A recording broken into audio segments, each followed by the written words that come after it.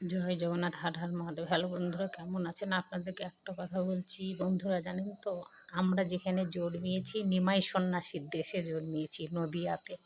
জানেন তো বন্ধুরা, তা আমরা কি সেই নিমাই সন্ন্যাসীর মতন চলতে পারছি? সব কিছু ত্যাগ করে দিতে পারছি? মায়া মমতা সব কিছু।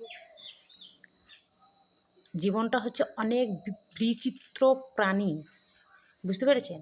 আমরা যে বেঁচে আছি, আমরা যে জন্ম নিয়েছি, আমরা যখন জন্ম নেব তখন ভগবানের কাছে আমরা বলে এসেছি যে আমরা ওখানে গিয়ে আমরা উপকার করব, কৃষ্ণ নাম নেব। আমরা কি সবাই কৃষ্ণ নাম নিচ্ছি? আমরা কি নিতে পারছি? ভগবানকে প্রাণ ভরে ডাকতে পারছি? আমরা যে ওপরে ভগবানের কাছে কথা দিয়ে এসেছি সেই কথা রাখতে পারছি? আমরা এইখানটা মায়ার জালে ফেঁসে গেছি। এটা আমার, ওটা আমার, সেটা আমার, সংসার আমার, ছেলে আমার, মেয়ে আমার, মা আমার, বাবা আমার, কিন্তু কেউ কিচ্ছু না। এসেছি একা, যাব একা। এই মায়ার বাঁধন বড় বিচিত্র বাঁধন। এই বাঁধন কাটানো বড় মুশকিল বন্ধুরা। কেননা জানেন তো, আমরা শূন্যই ভাসি।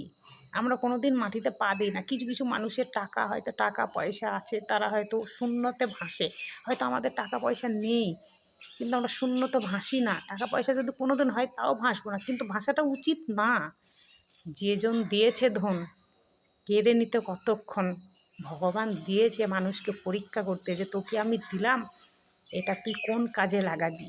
কিন্তু সে যখন টাকাটা পেয়ে যায়, ধনটা পেয়ে যায়, তখন সে কিন্তু ধন দৌলতগুলো আসল কাজে লাগায় না, গরিব সেবাতে লাগায় না। সে তখন কি করে, যার মাথায় তেল আছে তাকে তেল দেবে, কিন্তু যার মাথায় তেল নেই তাকে কেউ দেবে না।